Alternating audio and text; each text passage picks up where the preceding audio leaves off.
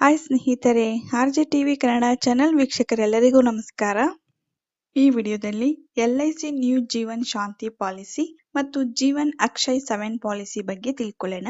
ಇವೆರಡು ಪಾಲಿಸಿಗೆ ನೀವು ಒನ್ ಟೈಮ್ ಮಾತ್ರ ಡೆಪಾಸಿಟ್ ಮಾಡಬೇಕು. ನಿಮ್ಗೆ ಲೈಫ್ ಟೈಮ್ ರೆಗ್ಯುಲರ್ ಇನ್ಕಮ್ ಬರುತ್ತೆ. ಇನ್ ಕೇಸ್ ಪಾಲಿಸಿ ಹೋಲ್ಡರ್ ಡೆತ್ ಆದ್ಮೇಲೆ ಅವ್ರು ಏನ್ ಡೆಪಾಸಿಟ್ ಮಾಡಿರ್ತಾರಲ್ವಾ ಅಷ್ಟು ಅಮೌಂಟ್ ಆ ಪಾಲಿಸಿ ಹೋಲ್ಡರ್ ನಾಮಿನಿಗೆ ರಿಟರ್ನ್ ಮಾಡ್ತಾರೆ. ನಿಮ್ಗೆ ಲೈಫ್ ಟೈಮ್ ಪೆನ್ಷನ್ ಬರುತ್ತೆ. ಹಾಗಾದ್ರೆ ಇವೆರಡು ಪಾಲಿಸಿನ ಪರ್ಚೇಸ್ ಮಾಡ್ಕೊಳ್ಳೋದಕ್ಕೆ ಟರ್ಮ್ಸ್ ಅಂಡ್ ಕಂಡೀಷನ್ಸ್ ಏನಿದೆ ಎಂಬುದರ ಬಗ್ಗೆ ಡೀಟೇಲ್ ಆಗಿ ವಿಡಿಯೋದಲ್ಲಿ ಈಗ ತಿಳ್ಕೊಳ್ಳೋಣ. ಅದಕ್ಕೂ ಮುಂಚಿತವಾಗಿ ನೀವು ಇನ್ನೂ ನಮ್ಮ ಚಾನೆಲ್ಗೆ ಸಬ್ಸ್ಕ್ರೈಬ್ ಆಗಿಲ್ಲವೆಂದರೆ ಈಗಲೇ ಸಬ್ಸ್ಕ್ರೈಬ್ ಆಗಿ ಮತ್ತು ವಿಡಿಯೋಗೆ ಲೈಕ್ ಮಾಡಲು ಮಾತ್ರ ಮರೆಯಬೇಡಿ. ಮೊದಲು ನ್ಯೂ ಜೀವನ್ ಶಾಂತಿ ಪಾಲಿಸಿ ಪರ್ಚೇಸ್ ಮಾಡ್ಕೊಳ್ಳೋದಕ್ಕೆ ಏಜ್ ಲಿಮಿಟ್ ನೋಡೋದಾದ್ರೆ ಮಿನಿಮಮ್ 30 ವರ್ಷ ಕಂಪ್ಲೀಟ್ ಆಗಿರುವವರು ಈ ಪಾಲಿಸಿನ ಪರ್ಚೇಸ್ ಮಾಡ್ಕೊಳ್ಬಹುದು. ಮ್ಯಾಕ್ಸಿಮಮ್ ಆದ್ರೆ 79 ವರ್ಷದ ಒಳಗಿರುವಂತಹವರು ಕೂಡ ಈ ಪಾಲಿಸಿನ ಪರ್ಚೇಸ್ ಮಾಡ್ಕೊಳ್ಬಹುದು. ಇನ್ನು ಜೀವನ್ ಅಕ್ಷಯ್ 7 ಪಾಲಿಸಿ ಪರ್ಚೇಸ್ ಮಾಡ್ಕೊಳ್ಳಕ್ಕೆ ಏಜ್ ಲಿಮಿಟ್ ಮಿನಿಮಮ್ 30 ವರ್ಷ ಕಂಪ್ಲೀಟ್ ಆಗಿರ್ಬೇಕು. ಮ್ಯಾಕ್ಸಿಮಮ್ ಏಜ್ 85 ವರ್ಷದ ಒಳಗಿರುವಂತಹವರು ಈ ಪಾಲಿಸಿನ ಪರ್ಚೇಸ್ ಮಾಡ್ಕೊಳ್ಬಹುದು. ಮತ್ತೆ ಈ ಪಾಲಿಸಿಲಿ F&J ಆಪ್ಷನ್ ಬರುತ್ತೆ. ನೀವು ಈ ಪಾಲಿಸಿನ ಪರ್ಚೇಸ್ ಮಾಡ್ಕೊಳ್ಳುವಾಗ F&J ಆಪ್ಷನ್ ಸೆಲೆಕ್ಟ್ ಮಾಡ್ಕೊಂಡ್ರೆ ನಿಮ್ಮ ವಯಸ್ಸು 100 ವರ್ಷ ಆಗಿದ್ರು ಕೂಡ ನೀವು ಈ ಪಾಲಿಸಿನ ಪರ್ಚೇಸ್ ಮಾಡ್ಕೊಳ್ಬಹುದು. ಮತ್ತೆ ಈ ನ್ಯೂ ಜೀವನ್ ಶಾಂತಿ ಪಾಲಿಸಿಲಿ ನಿಮ್ಗೆ ಪೆನ್ಷನ್ ಯಾವಾಗ ಸ್ಟಾರ್ಟ್ ಆಗುತ್ತೆ ಅಂದ್ರೆ ಡಿಫರ್ಡ್ ಅನ್ಯೂಟಿ ಟರ್ಮ್ ಅಂತ 1 to 12 ಇಯರ್ಸ್ ಇರುತ್ತೆ. ನೀವು ಎಷ್ಟು ವರ್ಷ ಡಿಫರ್ಡ್ ಅನ್ಯೂಟಿ ಟರ್ಮ್ ಸೆಲೆಕ್ಟ್ ಮಾಡ್ಕೊಂಡಿರ್ತೀರಾ ಆ ಟರ್ಮ್ ಕಂಪ್ಲೀಟ್ ಆದ್ಮೇಲೆ ನಿಮ್ಗೆ ಪೆನ್ಷನ್ ಬರಕ್ಕೆ ಸ್ಟಾರ್ಟ್ ಆಗುತ್ತೆ. ಜೀವನ್ ಅಕ್ಷಯ್ ಪಾಲಿಸಿ ಇಲ್ಲಾದ್ರೆ ನಿಮ್ಗೆ ಇಮಿಡಿಯೇಟ್ ಪೆನ್ಷನ್ ಬರುತ್ತೆ. ಇನ್ನು ಜಾಯಿಂಟ್ ಲೈಫ್ ನೋಡೋದಾದ್ರೆ ನೀವು ಈ ಪಾಲಿಸಿನ ಪರ್ಚೇಸ್ ಮಾಡ್ಕೊಳ್ಳುವಾಗ ಜಾಯಿಂಟ್ ಲೈಫ್ ಆಗಿ ಒಬ್ಬರನ್ನ ಆಡ್ ಮಾಡ್ಕೊಳ್ಬಹುದು. ನೀವು ಯಾರನ್ನಾದ್ರೂ ಆಡ್ ಮಾಡ್ಕೊಳ್ಬಹುದು. ನಿಮ್ಮ ವೈಫ್ ನ ಆಡ್ ಮಾಡ್ಕೊಳ್ಬಹುದು ಅಥವಾ ವೈಫ್ ಪಾಲಿಸಿ ಪರ್ಚೇಸ್ ಮಾಡ್ಕೊಂಡಿದ್ರೆ ನಿಮ್ಮ ಹಸ್ಬೆಂಡ್ ನ ಆಡ್ ಮಾಡ್ಕೊಳ್ಬಹುದು ಅಥವಾ ನಿಮ್ಮ ಚಿಲ್ಡ್ರನ್ಸ್ ಆಡ್ ಮಾಡ್ಕೊಳ್ಬಹುದು, ನಿಮ್ಮ ಪೇರೆಂಟ್ಸ್ ನ ಆಡ್ ಮಾಡ್ಕೊಳ್ಬಹುದು. ನಿಮ್ಗೆ ಯಾರು ಇಷ್ಟ ಆದ್ರೆ ಅವ್ರನ್ನ ಜಾಯಿಂಟ್ ಲೈಫ್ ಆಗಿ ನೀವು ಆಡ್ ಮಾಡ್ಕೊಳ್ಬಹುದು ಪಾಲಿಸಿ ಪರ್ಚೇಸ್ ಮಾಡ್ಕೊಳ್ಳುವಾಗ.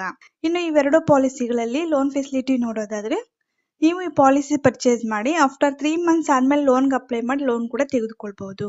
ಮತ್ತೆ ಇನ್ನೊಂದು ಇಂಪಾರ್ಟೆಂಟ್ ಏನಂದ್ರೆ ಇವೆರಡು ಪಾಲಿಸಿಗಳಲ್ಲಿ ಆಪ್ಷನ್ಸ್ ಇರುತ್ತೆ. ಈ ಆಪ್ಷನ್ಗಳನ್ನ ತಿಳ್ಕೊಂಡ ನಂತರ ಈ ಪಾಲಿಸಿನ ಪರ್ಚೇಸ್ ಮಾಡ್ಕೊಳ್ಬೇಕು. ನೀವು ಜೀವನ್ ಶಾಂತಿ ಪಾಲಿಸಿನ ಪರ್ಚೇಸ್ ಮಾಡ್ಕೊಳ್ಳುವಾಗ ಇದರಲ್ಲಿ 2 ಆಪ್ಷನ್ಸ್ ಇರುತ್ತೆ. ಈ 2 ಆಪ್ಷನ್ ಬಗ್ಗೆ ನೀಟಾಗಿ ತಿಳ್ಕೊಂಡು ನಿಮ್ಗೆ ಯಾವ್ದು ಅನುಕೂಲ ಆಗುತ್ತೋ ಆ ಆಪ್ಷನ್ ಸೆಲೆಕ್ಟ್ ಮಾಡ್ಕೊಬೇಕು. ನೀವು ಒಂದ್ಸಲ ಸೆಲೆಕ್ಟ್ ಮಾಡ್ಕೊಂಡ್ಮೇಲೆ ಮತ್ತೆ ಚೇಂಜ್ ಮಾಡ್ಕೊಳ್ಳಿಕ್ಕೆ ಅವಕಾಶ ಇರುವುದಿಲ್ಲ.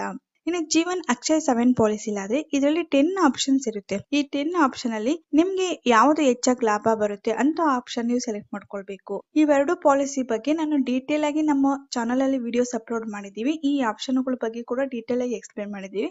ನೀವು ಆ ವಿಡಿಯೋಸ್ ನೋಡಬಹುದು. ಮತ್ತೆ ಈ ಸರೆಂಡರ್ ವ್ಯಾಲ್ಯೂ ನೋಡೋದಾದ್ರೆ ಇನ್ ಕೇಸ್ ಈ ಪಾಲಿಸಿ ಪರ್ಚೇಸ್ ಮಾಡಿರ್ತೀರಾ ಆಮೇಲೆ ಈ ಪಾಲಿಸಿ ಬೇಡ ನನಗೆ ವಾಪಸ್ ಮಾಡ್ತೀನಿ ಅಂದ್ಕೊಂಡ್ರೆ ಇವೆರಡು ಪಾಲಿಸಿಲಿ ಕೂಡ ನೀವು ಪಾಲಿಸಿ ಪರ್ಚೇಸ್ ಮಾಡಿ ಆಫ್ಟರ್ 3 ಮಂತ್ಸ್ ಆದ್ಮೇಲೆ ಬೇಕಾದ್ರೆ ನೀವು ಸರೆಂಡರ್ ಮಾಡಬಹುದು. ನೀವು ಡೆಪಾಸಿಟ್ ಮಾಡಿದ ಅಮೌಂಟ್ ನಿಮ್ಗೆ ವಾಪಸ್ ಬರುತ್ತೆ. ಓಕೆ, ನೀವು ಇವೆರಡು ಪಾಲಿಸಿಲಿ ಒನ್ ಟೈಮ್ ಡೆಪಾಸಿಟ್ ಮಾಡಿರ್ತೀರಲ್ವಾ, in case policy holder death ಆದ್ಮೇಲೆ ಅವ್ರು ಏನ್ ಡೆಪಾಸಿಟ್ ಮಾಡಿರ್ತಾರಲ್ವಾ ಅಷ್ಟು ಅಮೌಂಟ್ ಆ ಪಾಲಿಸಿ ಹೋಲ್ಡರ್ ನಾಮಿನಿಗೆ ಕೊಡ್ತಾರೆ ನೀವು ಜೀವನ್ ಶಾಂತಿ ಪಾಲಿಸಿಲಿ. ಇನ್ನು ಜೀವನ್ ಅಕ್ಷಯ್ ಪಾಲಿಸಿ ಆದ್ರೆ ಇದರಲ್ಲಿ 10 ಆಪ್ಷನ್ಸ್ ಇರುತ್ತೆ. ನೀವು ಯಾವ ಆಪ್ಷನ್ ಸೆಲೆಕ್ಟ್ ಮಾಡ್ಕೊಂಡಿರ್ತೀರಾ ಅದ್ರ ಮೇಲೆ ಡಿಪೆಂಡ್ ಇರುತ್ತೆ ನೀವು ಡೆಪಾಸಿಟ್ ಮಾಡೋದ ಅಮೌಂಟ್ ನಿಮಗೆ ರಿಟರ್ನ್ ಬರೋದಕ್ಕೆ. ಫಾರ್ ಎಕ್ಸಾಂಪಲ್ ಪಾಲಿಸಿ ಹೋಲ್ಡರ್ ಏನಾದ್ರು F ಮತ್ತು J ಆಪ್ಷನ್ ಸೆಲೆಕ್ಟ್ ಮಾಡ್ಕೊಂಡಿದ್ರೆ ಆಗ 100% ಅವ್ರು ಏನ್ ಡೆಪಾಸಿಟ್ ಮಾಡಿರ್ತಾರೋ ಅಷ್ಟು ಅಮೌಂಟ್ ಪಾಲಿಸಿ ಹೋಲ್ಡರ್ ನಾಮಿನಿಗೆ ಕೊಡ್ತಾರೆ. ಒಂದು ಎಕ್ಸಾಂಪಲ್ ನೋಡೋಣ, ಅವಾಗ ಇವೆರಡು ಪಾಲಿಸಿ ಬಗ್ಗೆ ನಿಮ್ಗೆ ಇನ್ನೂ ಈಸಿಯಾಗಿ ಅರ್ಥ ಆಗುತ್ತೆ. ಫಾರ್ ಎಕ್ಸಾಂಪಲ್ 40 ವರ್ಷದ ವ್ಯಕ್ತಿ ಈ ಪಾಲಿಸಿನ ಪರ್ಚೇಸ್ ಮಾಡಿದ್ದಾರೆ ಅಂದ್ಕೊಳ್ಳೋಣ. ಅವರು ಸಿಂಗಲ್ ಲೈಫ್ ಸೆಲೆಕ್ಟ್ ಮಾಡ್ಕೊಂಡ್ರೆ ಎಷ್ಟು ಅವ್ರಿಗೆ ಪೆನ್ಷನ್ ಅಮೌಂಟ್ ಬರುತ್ತೆ ಅಥವಾ ಜಾಯಿಂಟ್ ಲೈಫ್ ಸೆಲೆಕ್ಟ್ ಮಾಡ್ಕೊಂಡ್ರೆ ಅವ್ರಿಗೆ ಎಷ್ಟು ಪೆನ್ಷನ್ ಬರುತ್ತೆ ಅನ್ನೋದು ನೋಡೋಣ. For example single life select ಮಾಡ್ಕೊಂಡಿದ್ದಾರೆ. ಇವರು 5 ಲಕ್ಷ ರೂಪಾಯಿನ ಜೀವನ್ ಅಕ್ಷಯ್ 7 ಪಾಲಿಸಿಲಿ ಡೆಪಾಸಿಟ್ ಮಾಡಿದ್ದಾರೆ. ಆ ಪಾಲಿಸಿ ಹೋಲ್ಡರ್ಗೆ ವರ್ಷಕ್ಕೊಂದ್ಸಲಿ 26,225 ರೂಪಾಯಿ ರಿಟರ್ನ್ಸ್ ಬರುತ್ತೆ. ಆ ವ್ಯಕ್ತಿ ಬದುಕಿರೋವರೆಗೂ ಈ 26,225 ರೂಪಾಯಿ ಅಂತ ರಿಟರ್ನ್ಸ್ ಬರ್ತಿರುತ್ತೆ. ಅಂದ್ರೆ ಅವ್ರು ಯಾವ ಆಪ್ಷನ್ ಸೆಲೆಕ್ಟ್ ಮಾಡ್ಕೊಂಡಿರ್ತಾರೋ ಅದ್ರ ಮೇಲೆ ಡಿಪೆಂಡ್ ಇರುತ್ತೆ. ಅಥವಾ ನಾವು ಇದೇ 5 ಲಕ್ಷ ರೂಪಾಯಿನ ಜೀವನ್ ಶಾಂತಿಲಿ ಡೆಪಾಸಿಟ್ ಮಾಡಿದ್ರೆ ಆ ಪಾಲಿಸಿ ಹೋಲ್ಡರ್ಗೆ 26,650 ರೂಪಾಯಿ ರಿಟರ್ನ್ಸ್ ಬರ್ತಿರುತ್ತೆ.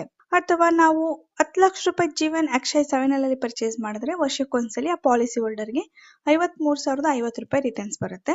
ಅಥವಾ ಇದೇ 10 ಲಕ್ಷ ರೂಪಾಯಿ ನಾವು ಜೀವನ್ ಶಾಂತಿಲಿ ಡೆಪಾಸಿಟ್ ಮಾಡಿದ್ರೆ 53,900 ರೂಪಾಯಿ ರಿಟರ್ನ್ಸ್ ಬರುತ್ತೆ. ಅಥವಾ ನಾವು 25 ಲಕ್ಷ ರೂಪಾಯಿನ ಜೀವನ್ ಅಕ್ಷಯ್ 7 ಪಾಲಿಸಿಲಿ ಡೆಪಾಸಿಟ್ ಮಾಡಿದ್ರೆ ನಮ್ಗೆ ವರ್ಷಕ್ಕೊಂದ್ಸಲಿ 1,33,500 ರೂಪಾಯಿ ರಿಟರ್ನ್ಸ್ ಬರುತ್ತೆ. ಅಥವಾ ಈ 25 ಲಕ್ಷ ರೂಪಾಯಿನ ಜೀವನ್ ಶಾಂತಿಲಿ ಡೆಪಾಸಿಟ್ ಮಾಡಿದ್ರೆ ಆ ಪಾಲಿಸಿ ಹೋಲ್ಡರ್ಗೆ ವರ್ಷಕ್ಕೊಂದ್ಸಲಿ 1,35,625 ರೂಪಾಯಿ ರಿಟರ್ನ್ಸ್ ಬರುತ್ತೆ. ಇನ್ ಕೇಸ್ ಪಾಲಿಸಿ ಹೋಲ್ಡರ್ ಡೆತ್ ಆದ್ಮೇಲೆ ಅವ್ರು ಏನ್ 25 ಲಕ್ಷ ರೂಪಾಯಿ ಡೆಪಾಸಿಟ್ ಮಾಡಿದಾರಲ್ವಾ, ಇಷ್ಟು ಅಮೌಂಟ್ ಆ ಪಾಲಿಸಿ ಹೋಲ್ಡರ್ ನಾಮಿನಿ ಯಾರು ಇರ್ತಾರೆ ಅವ್ರಿಗೆ ಕೊಡ್ತಾರೆ. ನಂತರ ಪಾಲಿಸಿನ ಕ್ಯಾನ್ಸಲ್ ಮಾಡ್ತಾರೆ. ಇದು ಸಿಂಗಲ್ ಲೈಫ್. ಜಾಯಿಂಟ್ ಲೈಫ್ ಅಂದ್ರೆ ಪಾಲಿಸಿ ಹೋಲ್ಡರ್ ಜೊತೆಗೆ ಇನ್ನೊಬ್ರು ಯಾರನ್ನಾದ್ರೂ ಜಾಯಿಂಟ್ ಲೈಫ್ ಆಗಿ ಆಡ್ ಮಾಡ್ಕೊಳ್ಬಹುದು. ಫಾರ್ ಎಕ್ಸಾಂಪಲ್ 5 ಲಕ್ಷ ರೂಪಾಯಿನ ಜೀವನ್ ಅಕ್ಷಯ್ 7 ಅಲ್ಲಿ ಡೆಪಾಸಿಟ್ ಮಾಡಿದ್ದಾರೆ ಅಂದ್ಕೊಳ್ಳೋಣ. ಆಗ ಪಾಲಿಸಿ ಹೋಲ್ಡರ್ಗೆ ವರ್ಷಕ್ಕೊಂದ್ಸಲಿ 26,125 ರೂಪಾಯಿ ರಿಟರ್ನ್ಸ್ ಬರ್ತಿರುತ್ತೆ. ಇನ್ ಕೇಸ್ ಆ ಪಾಲಿಸಿ ಹೋಲ್ಡರ್ ಡೆತ್ ಆದ್ಮೇಲೆ ಅವರು ಜಾಯಿಂಟ್ ಲೈಫ್ ಆಗಿ ಒಬ್ಬರನ್ನ ಆಡ್ ಮಾಡ್ಕೊಂಡಿರ್ತಾರಲ್ವಾ, ಆ ಜಾಯಿಂಟ್ ಲೈಫ್ಗೂ ಕೂಡ 26,125 ರೂಪಾಯಿವರೆಗೂ ಅವ್ರಿಗೂ ಪ್ರತಿ ವರ್ಷ ರಿಟರ್ನ್ಸ್ ಬರ್ತಿರುತ್ತೆ. ಇನ್ ಕೇಸ್ ಆ ಸೆಕೆಂಡ್ ಹೋಲ್ಡರ್ ಇದಾರಲ್ವಾ, ಆ ಸೆಕೆಂಡ್ ಜಾಯಿಂಟ್ ಲೈಫ್ ಹೋಲ್ಡರ್ ಇದಾರಲ್ವಾ, ಅವರು ಇನ್ ಕೇಸ್ ಡೆತ್ ಆದ್ಮೇಲೆ ಅವ್ರು 5 ಲಕ್ಷ ರೂಪಾಯಿ ಏನ್ ಡೆಪಾಸಿಟ್ ಮಾಡಿರ್ತಾರಲ್ವಾ, ಈ 5 ಲಕ್ಷ ರೂಪಾಯಿನ ಆ ಪಾಲಿಸಿ ಹೋಲ್ಡರ್ ನಾಮಿನಿ ಕೊಡ್ತಾರೆ. ನಂತರ ಅಕೌಂಟ್ ನ ಕ್ಯಾನ್ಸಲ್ ಮಾಡ್ತಾರೆ. ಅಥವಾ ನಾವು ಈ 5 ಲಕ್ಷ ರೂಪಾಯಿನ ಜೀವನ್ ಶಾಂತಿಲಿ ಡೆಪಾಸಿಟ್ ಮಾಡಿದ್ರೆ ಆ ಪಾಲಿಸಿ ಹೋಲ್ಡರ್ಗೆ ವರ್ಷಕ್ಕೊಂದ್ಸಲ 26,600 ರೂಪಾಯಿ ರಿಟರ್ನ್ಸ್ ಬರ್ತಿರುತ್ತೆ. ಜಾಯಿಂಟ್ ಲೈಫ್ ಆಗಿ ಆಡ್ ಮಾಡ್ಕೊಂಡಿರ್ತಾರಲ್ವಾ, ಫಸ್ಟ್ ಪಾಲಿಸಿ ಹೋಲ್ಡರ್ ಡೆತ್ ಆದ್ಮೇಲೆ ಜಾಯಿಂಟ್ ಲೈಫ್ ಹೋಲ್ಡರ್ಗೂ ಕೂಡ 26,600 ರೂಪಾಯಿ ರಿಟರ್ನ್ಸ್ ಬರುತ್ತೆ. 10 ಲಕ್ಷ ರೂಪಾಯಿ ಡೆಪಾಸಿಟ್ ಮಾಡಿದ್ರೆ ಜೀವನ್ ಅಕ್ಷಯ್ 7 ಅಲ್ಲಿ, ಆಗ ಪಾಲಿಸಿ ಹೋಲ್ಡರ್ಗೆ 52,850 ರೂಪಾಯಿ ರಿಟರ್ನ್ಸ್ ಬರುತ್ತೆ. ಅಥವಾ ಇದೇ 10 ಲಕ್ಷ ರೂಪಾಯಿನ ಜೀವನ್ ಶಾಂತಿ ಡೆಪಾಸಿಟ್ ಮಾಡಿದ್ರೆ 53,800 ರೂಪಾಯಿ ಬರುತ್ತೆ. ಅಥವಾ 25 ಲಕ್ಷ ರೂಪಾಯಿನ ಜೀವನ್ ಅಕ್ಷಯ್ 7 ಅಲ್ಲಿ ಡೆಪಾಸಿಟ್ ಮಾಡಿದ್ರೆ 1,33,000 ರೂಪಾಯಿ ರಿಟರ್ನ್ಸ್ ಬರುತ್ತೆ. ಅಥವಾ ಜೀವನ್ ಶಾಂತಿಲಿ ಡೆಪಾಸಿಟ್ ಮಾಡಿದ್ರೆ 1,35,375 ರೂಪಾಯಿ ರಿಟರ್ನ್ಸ್ ಬರುತ್ತೆ. ಇನ್ case policy holder first holder death ಆದ್ಮೇಲೆ ಸೆಕೆಂಡ್ ಹೋಲ್ಡರ್ಗೂ ಕೂಡ ಆ ವ್ಯಕ್ತಿ ಬದುಕಿರೋವರೆಗೂ 1,35,375 ರೂಪಾಯಿ ರಿಟರ್ನ್ಸ್ ಬರ್ತಿರುತ್ತೆ. ಆ ವ್ಯಕ್ತಿನ ಡೆತ್ ಆದ್ಮೇಲೆ ಅವರು ಡೆಪಾಸಿಟ್ ಮಾಡಿದ ಅಮೌಂಟ್ 25 ಲಕ್ಷ ರೂಪಾಯಿ ಆ ಪಾಲಿಸಿ ಹೋಲ್ಡರ್ ನಾಮಿನಿ ಕೊಡ್ತಾರೆ. ಪಾಲಿಸಿ ಹೋಲ್ಡರ್ ನಾಮಿನಿನ ನೀವು ಯಾವಾಗ ಬೇಕಾದ್ರೂ ಚೇಂಜ್ ಮಾಡ್ಕೊಳ್ಬಹುದು, ಅದೇನು ಪ್ರಾಬ್ಲಮ್ ಇರುವುದಿಲ್ಲ. Okay friends, LIC Jeevan Akshay 7 ಮತ್ತು ಜೀವನ್ ಶಾಂತಿ ಪಾಲಿಸಿ ಬಗ್ಗೆ ಗೊತ್ತಾಯ್ತಲ್ವಾ? ಓಕೆ, ನಿಮ್ಗೆ ಇವೆರಡು ಪಾಲಿಸಿ ಬಗ್ಗೆ ನಿಮ್ಗೆ ಏನಾದರೂ ಡೌಟ್ ಇದ್ರೂ ಕೂಡ ಕಮೆಂಟ್ ಬಾಕ್ಸ್ ಅಲ್ಲಿ ಕಮೆಂಟ್ ಮಾಡಿ, ನಾವು ರಿಪ್ಲೈ ಮಾಡ್ತೀವಿ. ಹೆಚ್ಚಿನ ಮಾಹಿತಿಗಾಗಿ ನಮ್ಮ ಚಾನಲ್ಗೆ ಸಬ್ಸ್ಕ್ರೈಬ್ ಆಗಲು ಮರಿಬೇಡಿ. Thanks for watching.